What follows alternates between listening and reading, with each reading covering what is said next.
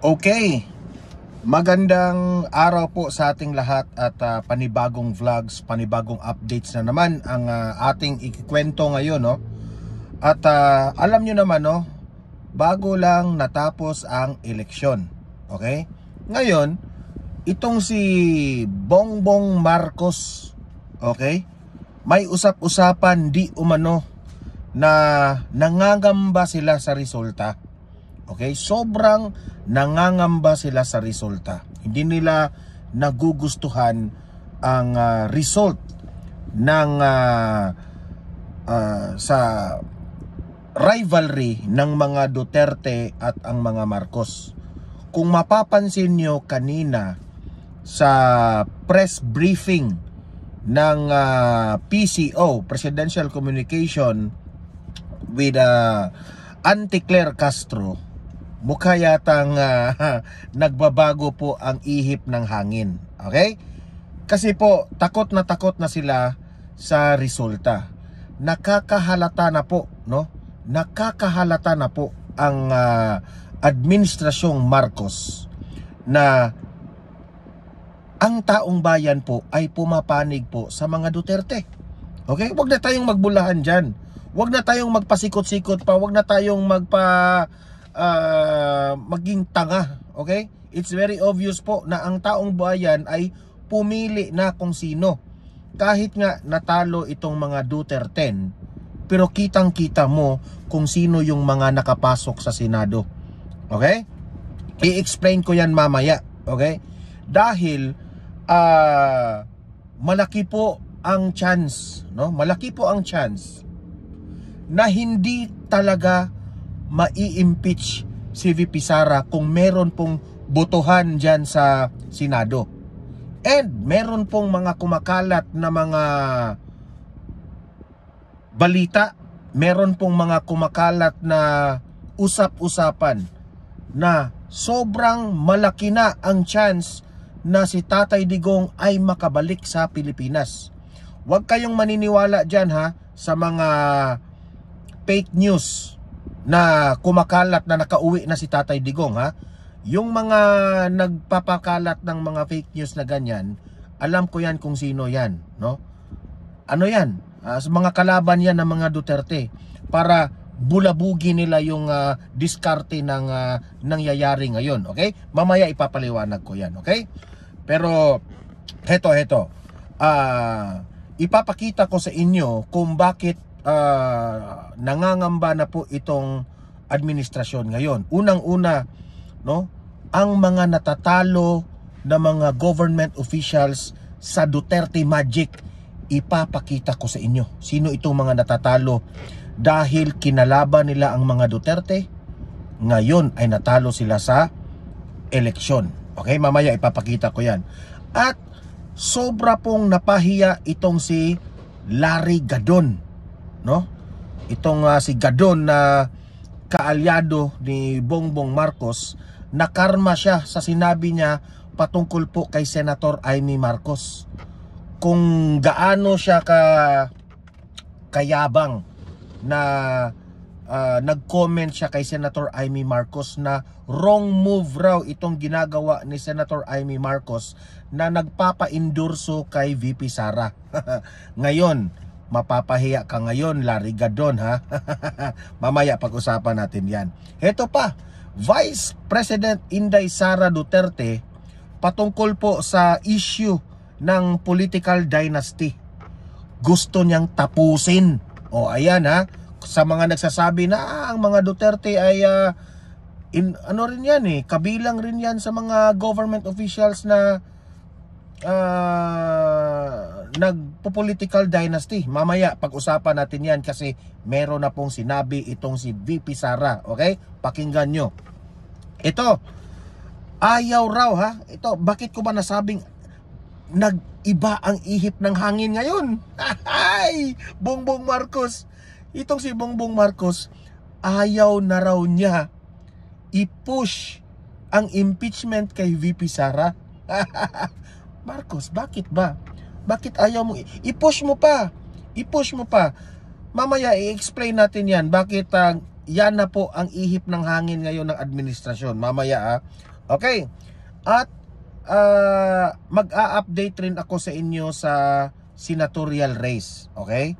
Kung sino na po at ano na po ang magiging final na makapasok sa 12 sa midterm election ngayon 2025. Okay? Ipapakita ko sa inyo, i-explain natin yan. At last but not the least, ang ating pag-uusapan ay ang mga kumalaban dito sa mga Duterte, especially kay Tatay Digong, ang mga kumalaban, at ito kay VP Sara, no, na tumakbo ngayong 2025 midterm election, tumanggap na ng pagkatalo. Ayan, deserve nyo yan. At least alam po ninyo ano ang dahilan bakit natalo kayo. Okay? Pero bago ang lahat, bago natin ito pag-uusapan, help me po muna na i-like at saka i-share itong ating video para guys kakalat ito sa taong bayan. Okay? Sabay-sabay muna tayong mag-like and share sa video na ito. 1, 2, 3, go!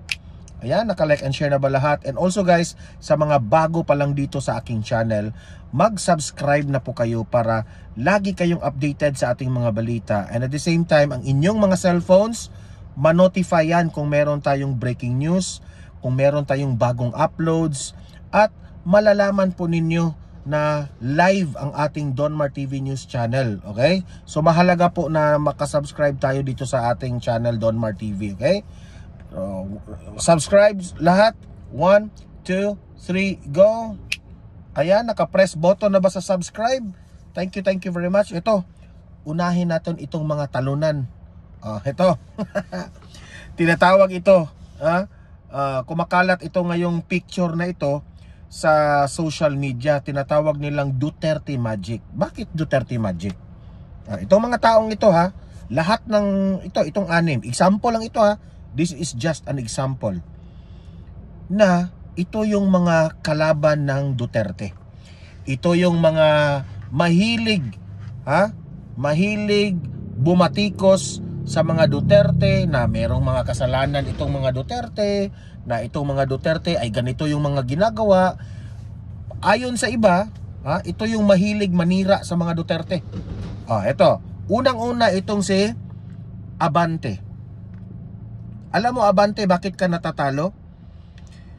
Sa mga speech mo doon sa Tuwadcom, yung mga conclusion mo sa mga Duterte, di ba? Ikaw Kimbo, alam naman natin Stella Kimbo kung paano mo ginipit itong si VP Sara dyan sa confidential funds. Okay, kilala natin dyan si Kimbo. Itong si Dan Fernandez, ito yung nag-trending na video na nilapitan ni VP Sara during the Tuwadcom hearing, di ba? Nagmamayabang pa itong si Mr. Google, itong si Dan Fernandez at that time. Di ba? Itong si Trillanes, kung ano-anong mga akusasyon sa mga Duterte kay VP Sara at kay Tatay Digong, nagresulta, natalo ka. Di ba? Ikaw, Franz Castro, wala ka namang magandang sinabi sa mga Duterte. Lahat na lang mga ginagawa ng mga Duterte negative para sa iyo, di ba? Anong nangyari sa iyo? Sobrang lugmok mo. Rank 40 ka sa senatorial race. Eto, si Gwen Garcia, anong nangyari kay Gwen Garcia? Kumampi siya. Dati itong si Gwen Garcia, kaibigan naman ito ni Tatay Digong. Itong si Gwen Garcia dati sumuporta ito sa Duterte administration. Sa sobrang balimbing nitong si Gwen Garcia, kasi alam niya wala ng power itong si Tatay Digong at si BBM na ang nasa administrasyon, ang may kakayanan, ang malapit sa Kongreso, kung ano-anong reason niya na doon siya kumampi kay BBM kahit alam niya na mali-mali na yung mga pinanggagawa ng administrasyon. Ayan, tuloy, natalo ka, Gwen Garcia. Ano bang ibig sabihin nito? Ang ibig sabihin nito Dan Fernandez, Abante, Kimbo, Trillanes, Gwen Garcia, Franz Castro, ang ibig sabihin dito, huwag niyong kalabanin ang mga Duterte. Huwag niyong batikusin, gigipitin ang mga Duterte kasi po, para nyo na ring ginigipit o para nyo na ring sinasaktan ang taong bayan. Mahal ng taong bayan ang mga Duterte at itong si VP Sara. Kaya kayo natatalo kasi galit sa inyo ang taong bayan sa ginagawa nyo sa mga Duterte. This is what you call Duterte magic. Bakit tinatawag ng Duterte magic? Kasi lahat ng mga tao, no? Kung alam nila na kaalyado ni Tatay Digong, magiging popular yan at mananalo. Kagaya ni take for an example ni Rodante Marcoleta. Senador Rodante Marcoleta, dating Congressman Marcoleta. Bakit siya nakapasok ngayon sa senatorial race? Dahil kay Tatay Digong. Dahil si Marcoleta po ay very bright, mautak, na kinampihan niya si VP Sara sa Kongreso. That's what you call Duterte magic. Nanalo. Pero yung mga kumalaban dito sa mga Duterte, anong nangyari? Bogs, sablay, natalo. Now, ang tanong ko sa inyo, hindi pa ba kayo nakakaunawa dyan? Natalo na kayo.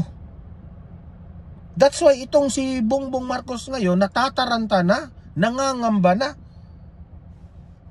Ipa-explain ko yan mamaya.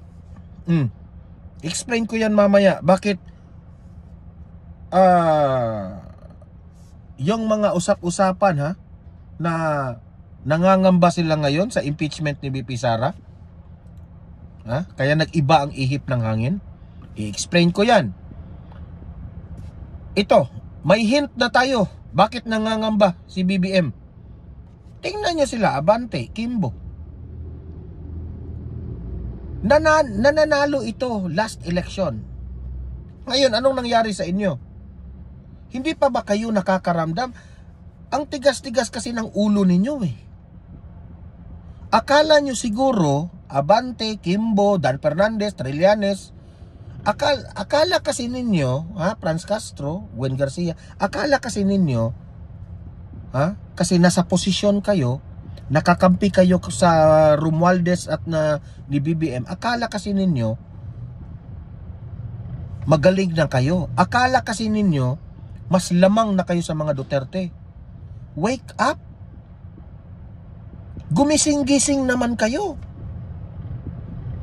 Noong that time na kinalaban ninyo ang mga Duterte, that time na kinalaban nyo ang mga Duterte, that is the time na lugmok na, magiging lugmok na ang inyong political career. Yan ang hindi nyo na-realize kasi ang yabang ninyo. Ano kasi, kumpiyansa kasi kayo sa sarili ninyo. Akala kasi ninyo, kinakampihan kayo ng tao. No! Galit sa inyo ang tao dahil sa mga pambabatikos nyo sa Duterte. Wake up! Di anong nangyari ngayon? Na-realize nyo ngayon, na mali yung desisyon nyo.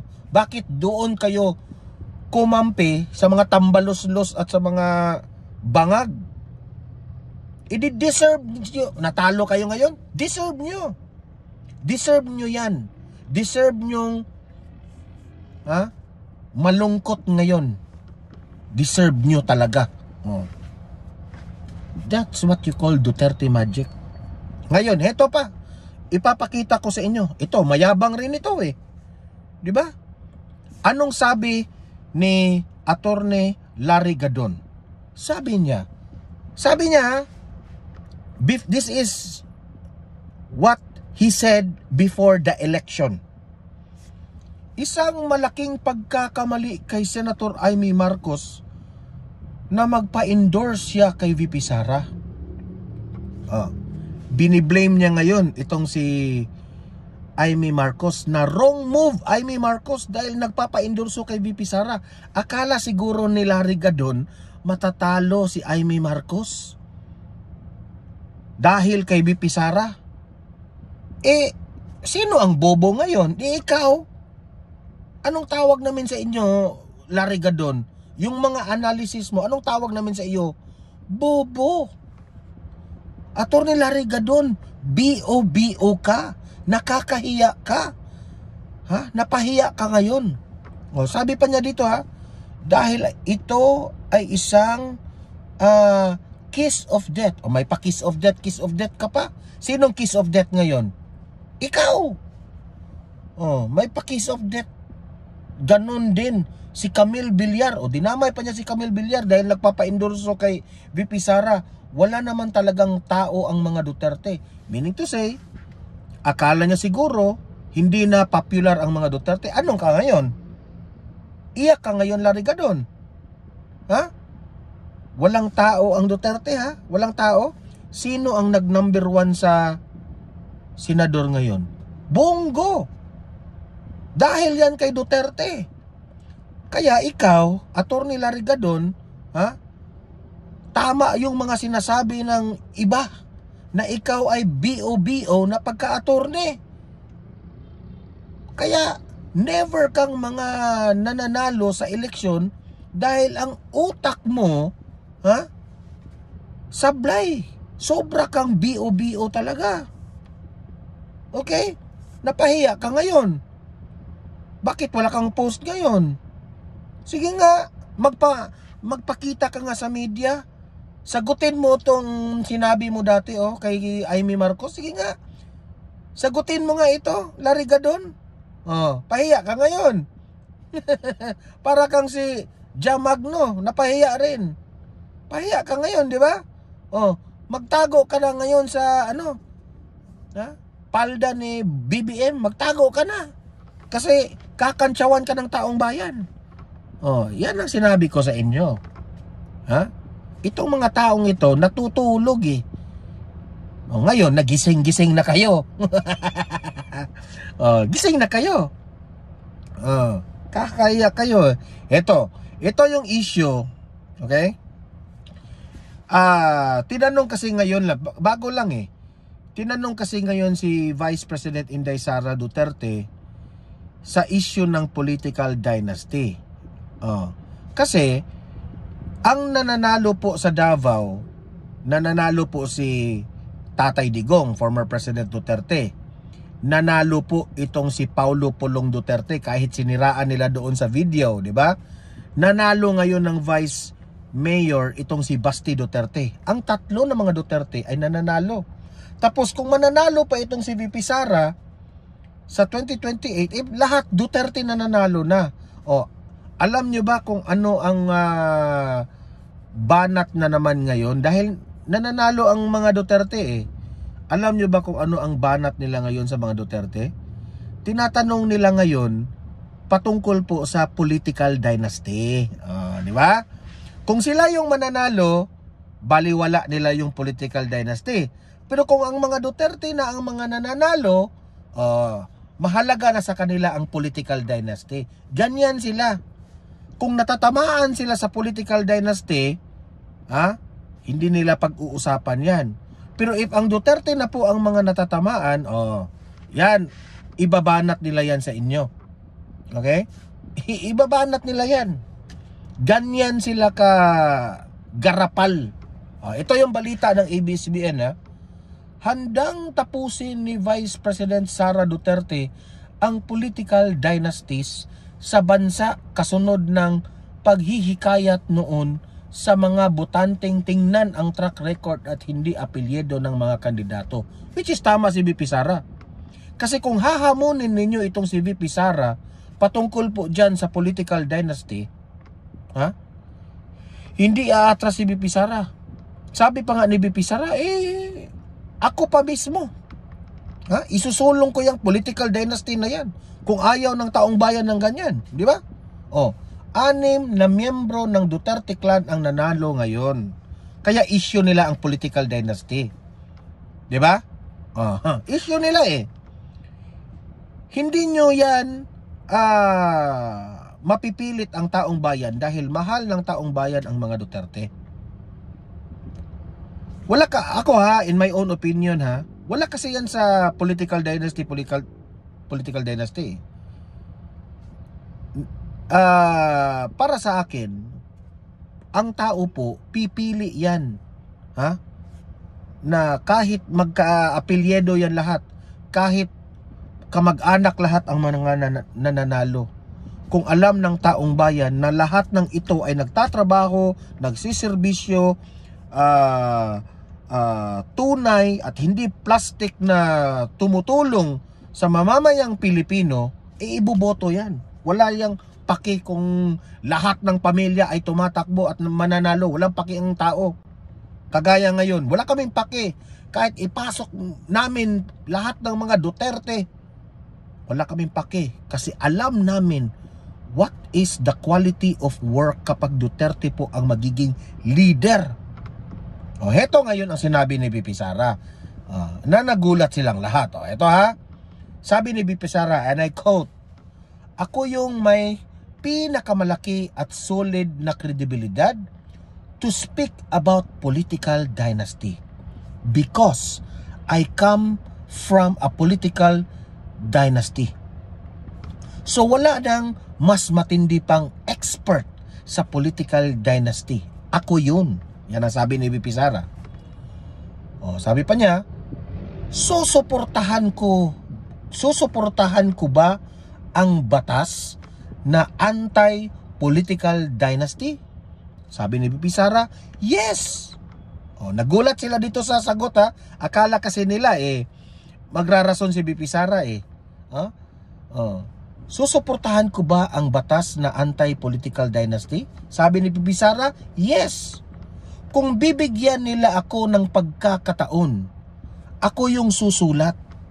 Ako yung pinakamagaling sa political dynasty. Yan ang sabi ni VP Sara. O ayan, sinampal kayo sa sagot ni VP Sara. Siya pa mismo ang susulat dyan sa anti-political dynasty.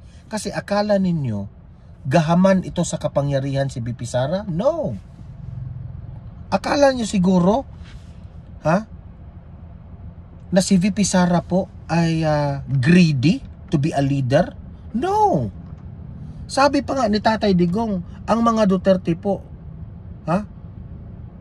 ayaw nga, as much as possible nga, ayaw nga nilang magtrabaho sa gobyerno. Kasi kapag magtatrabaho ka ng gobyerno, ibubuhos nila lahat ang kanilang sarili. Buong buhay nilang ibubuhos yan. Hindi sila nagkapera dahil dyan sa pagtakbo nila. Hindi sila nagkapera dahil vice president sila, presidente sila. Wala ngang pera ang mga Duterte. Hindi kagaya ng iba dyan, tatakbo kasi pinipirahan po ang gobyerno. Mga kawatan at mga mga gahaman sa kapangyarihan. Yung iba, I'm not mentioning names. Huwag na tayong magbulahan. Ang dami dyan. Ang dami, sobrang dami dyan, mga buwaya. Di ba? Kaya nga sabi ni VP Sara, kung pwede pa lang, hindi ako tatakbo ng presidente o vice president para yung buhay ko ay peaceful. Kapag you are in the government, malaking trabaho. Di ba?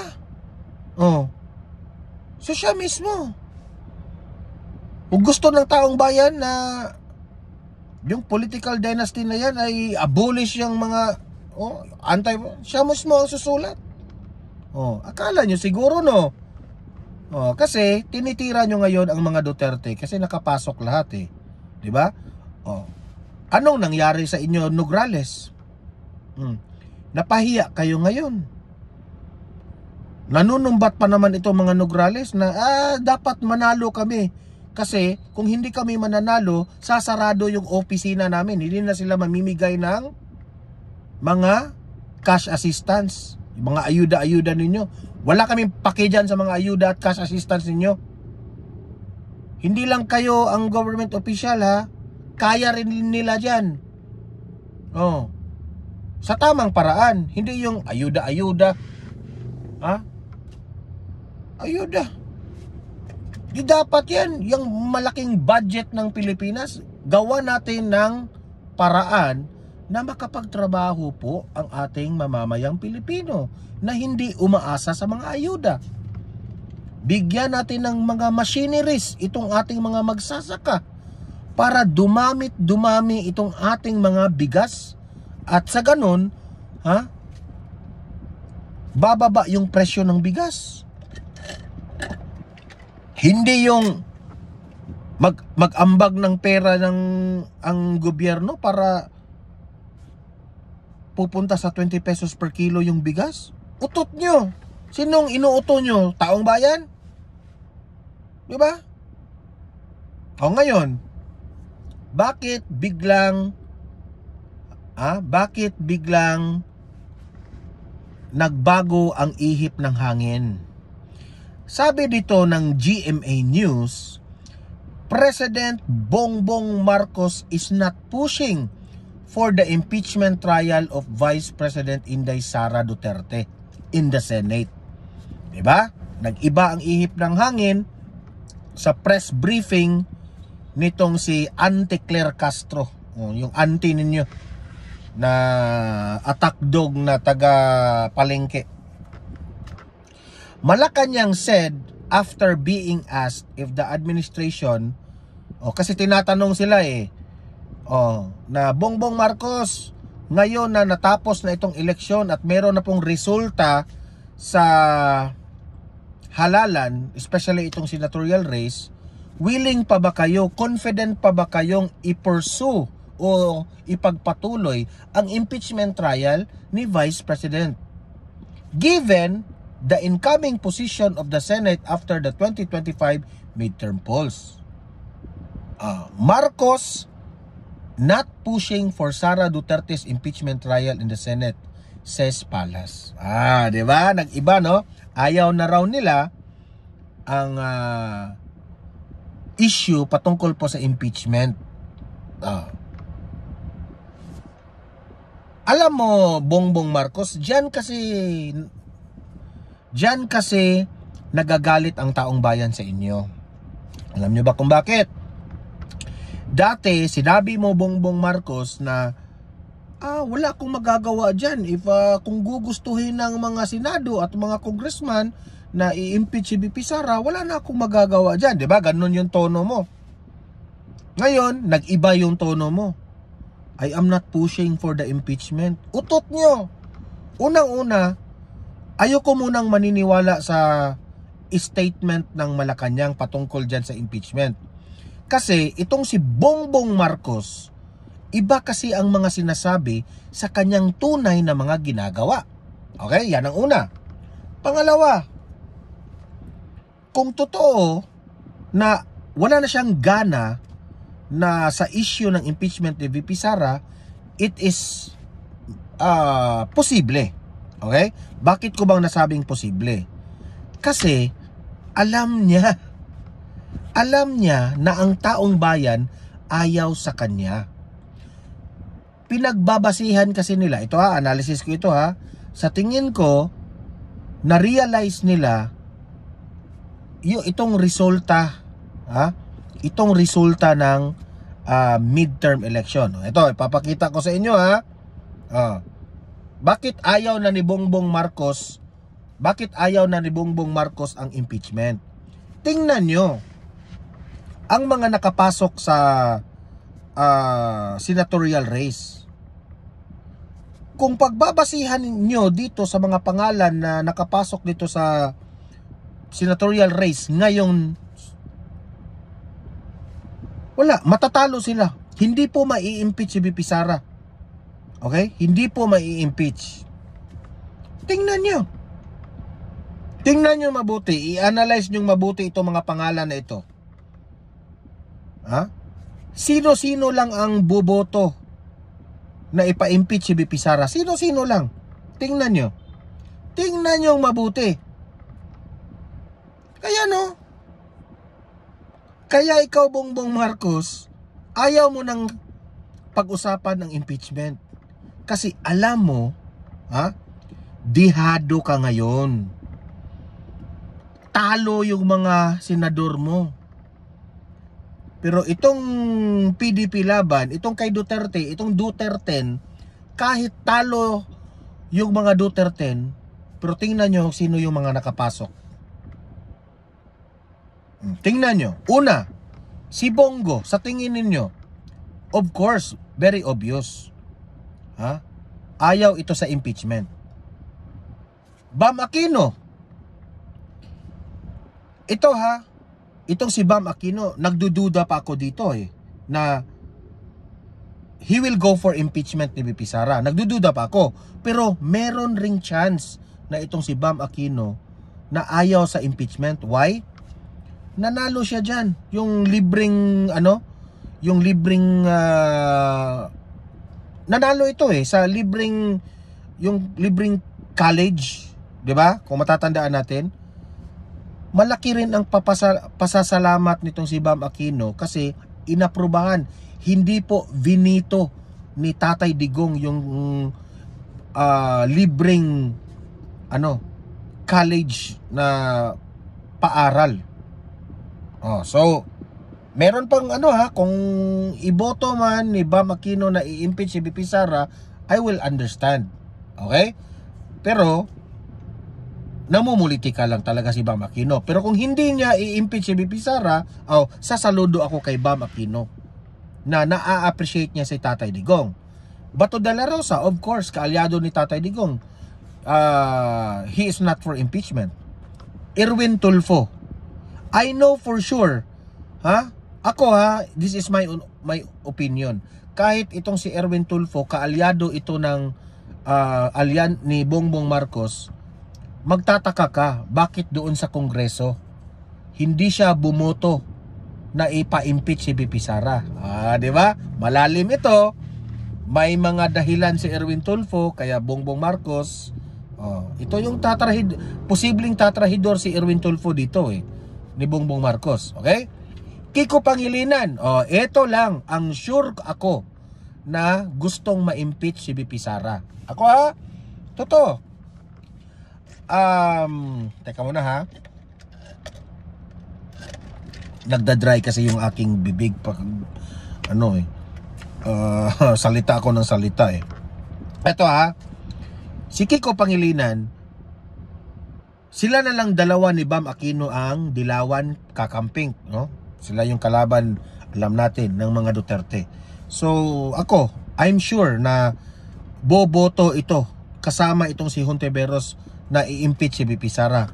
And I understand, no? I understand. Given na yan Rodante Marcoleta, of course, Rodante Marcoleta. Siya yung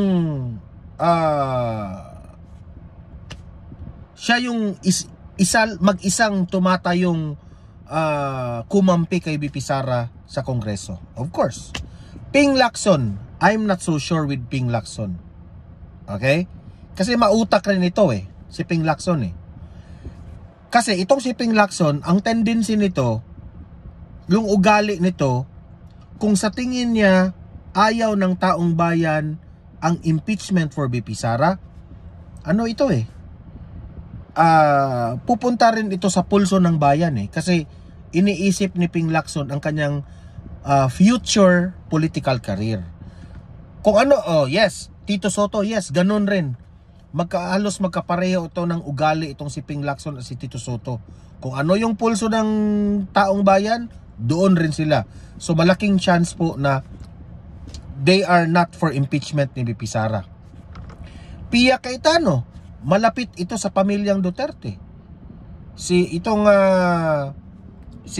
Senator Alan Peter Cayetano, alam naman natin, dati itong running mate ni Tatay Digong, di ba? So malaking ang chance na mag-isip rin itong si Cayetano na he is not for impeachment kasi iisipin rin niya yung pinagsamahan nila sa mga Duterte, and at the same time iniisip rin nila yung future political career nila, kagaya ng Ping Lacson at Tito Soto. Camille Villar, of course, malapit ito sa mga Duterte, pamilyang Duterte. Inendorso nga ito ni VP Sara. So very obvious na she is not for impeachment. Lito Lapid, ito, I think ito lang yung I cannot predict Lito Lapid, but I believe Lito Lapid is for impeachment. Okay? Kasi may utang na loob siguro ito kay Bongbong Marcos. Okay? Senator Amy Marcos, of course. Okay? Kung may paninindigan siya, no, inendorso siya ni VP Sara, of course, he will vote, no, na he is not for impeachment. Pero kung iboto ni Amy Marcos na ipa-impeach itong si VP Sara, ito na masasabi ko talaga na Amy is the goat, no? She is the goat of all manggagamit. He is the goat of all mangga. The greatest of all time manggagamit. Yan ang masasabi ko. Pero ako personally, I believe Senator Amy Marcos will vote for not for impeachment kay VP Sara. Ngayon, takot na ngayon ang administrasyong Marcos. Mismo itong si Bongbong Marcos. Alam ko dyan yung si First Lady Liza Araneta Marcos at itong si Martin Romualdez, parang kinukurot na ang kanilang mga dibdib ngayon. Nasasaktan sila. Alam kong nasasaktan ng kayo ngayon. Kasi malabo po na ma-impeach si VP Sara. At kung hindi mai-impeach si VP Sara, malaki ang chance na tatakbong presidente si VP Sara and she will win the President of the Philippines. Yun ang aking prediction, prediction ko yan. Ngayon, dahil sa nangyaring ito, unti-unti nang na-accept, okay? Unti-unti nang na-accept ng mga kalaban ng mga Duterte. Heto yung mga statement ng mga kalaban ng Duterte, mga talunan na kumalaban kay Duterte. Heto na, pakinggan ninyo. Pasok mga talunan. Ngayon tila nagiging malinaw na ang magiging resulta ng eleksyon kung sino ang pasok sa top 12 ng mga senador. Nagbigay na ng kanilang mensahe sa naging eleksyon ang ilang mga kumandidato sa pagka-senador. Si dating Department of the Interior and Local Government Secretary Benher Abalos Jr. pinasalamatan ang lahat ng sumuporta sa kanyang kandidatura sa pagka-senador at binati naman ang mga nakapasok sa partial tally ng botohan na kasama niya sa alyansa ng administrasyon. Sa aking mga kababayan, tapos na po ang eleksyon. Naway magkaisa na po tayo dahil iyan po ang susi sa ikauunlad ng ating bansa. Si Abalos, pahinga ka na. Rider Party List Representative Retired Colonel Bonifacio Bosita naman na tumakbo rin sa pagka-senador, tinanggap ng hindi siya pasok sa mga mananalo. Pero pangako nito na ipagpapatuloy pa rin niya ang kanyang advokasya para maging ligtas ang mga motorista. Itutuloy po natin ang pagtataguyod ng inyong kaligtasan at proteksyon. Si dating Senator Bong Revilla naman, Bong Revilla, at least nagising na po ang taong bayan na hindi ka binoto, di ba? Nanalo ka dati dahil sa mga Duterte. Ngayon, I'm pretty sure na na-realize mo rin natalo ka dahil kay Bongbong Marcos, di ba? emoji lang na ito sa kanyang Facebook page ang kanyang mensahe. Sa local positions naman, si Senator Cynthia Villar nagpaabot na rin ng pasasalamat sa mga taga Las Piñas na sumuporta sa kanya. Bigo siyang manalo bilang kongresista ng Lone District ng syudad. Hindi naman anya dito natatapos ang kanyang serbisyo dahil patuloy anya siyang magsusulong ng mga programa at advokasiyang si makatutulong para sa mga iba. Itong si hindi ko I'm not so sure, no. Mahigpit siguro yung labanan, no. Natalo itong si Cynthia Villar, no, na tumakbong mayor, I think, no, sa kanilang lugar. I'm not so sure. I'm not so familiar with the story, no, behind sa kanilang lugar. Pero pasok naman si Camille Villar. Okay? So hindi naman ito kumalaban ng mga Duterte, pero siguro duda ako dito, malakas lang talaga ang kanyang kalaban. Kasi kung itong si Cynthia Villar ay tatakbo ito ng national election, malaki rin ang chance na mananalo ito Las Piñas. Si dating Senator Antonio Trillanes ayan, si Trillanes natatalo. At least ngayon, Trillanes, magising-gising ka na buong Pilipinas na po ang ayaw sa'yo. Kahit mismo ang lugar ninyo isinusuka ka na, di ba? Na bigong makuha ang posisyon sa pagkaalkalde ng Caloocan City, nagpaabot na rin ng pasasalamat sa kanyang mga kaibigan, supporters at volunteers na sumama sa kanyang kampanya. Sinabi nito, para sa akin, wala na itong si Trillanes Tatakbong Vice President, President, talo. Tumakbong Senador, talo. Tumakbong Mayor sa kanilang lugar, talo. Maraming ang nagsasabi, kahit tumakbo ka pang barangay kapitan o barangay tano dyan, matatalo ka rin, di ba? So kaya ako ma-advise ko kay Trillanes, mamahinga ka na, no? Ikaw ang number 1 enemy ng mga Duterte, kaya yan talaga ang dahilan na natatalo ka. Okay? At least magising-gising ka na. Nangampanya naman siya ng patas at nagpresenta ng kanyang plano at plataporma. At si Manila City Mayor Hani Lacuna Pangan naman na naging katunggali ng nagbabalik sa posisyon na si dating Manila Mayor Isko Moreno. Alam ko itong si Lacuna Bakit na natalo siya? Malakas si Isko, yun ang una. Number 2, nakipagkaalyado ka kasi sa administrasyon di talo ka. Dumagoso, nagpasalamat na din sa mga sumuporta sa kanyang kampanya. At least si Bongbong Marcos ngayon, alam na niya na lahat ng mga kumampi sa kanya, no? At this is a warning to the congressmen. Ngayon itong mga kongresista, ito yung pagbabasihan ninyo, itong eleksyon ngayon, na isinisuka na po ang mga Marcos. Ayaw na ng taong bayan ang mga Marcos. Kaya ngayong 2028 election, be careful kung sino ang kakampihan nyo. Kakampi ba kayo dito sa mga Duterte? O kakampi ba kayo dito sa mga Marcos? Yung iba dyan, be careful, babalimbing na naman yan kasi hihina na po ang mga Marcos. At malugod na tinanggap ang pagkatalo. Ipinagpasalamat at ikinarangal naman ni Mayor Hani ang makasaysayang pag-upo niya sa pwesto bilang unang babaeng alkalde ng Maynila. Buong kababaang loob nating tinatanggap ang kapasyahan ng higit na nakararami sa atin. Maraming salamat sa pagbibigay ninyo ng pagkakataon na ako'y maging kauna-unahang babaeng punong lungsod sa kasaysayan ng Maynila. JP Nunez, UNT. Okay, so ayan So sa mga usap-usapan na ayaw na ng administrasyong Marcos na ipa-impeach itong si BP Sara, isipin yung mabuti. Isipin yung mabuti. Bakit? Bakit nag-iba na ang ihip ng hangin ngayon?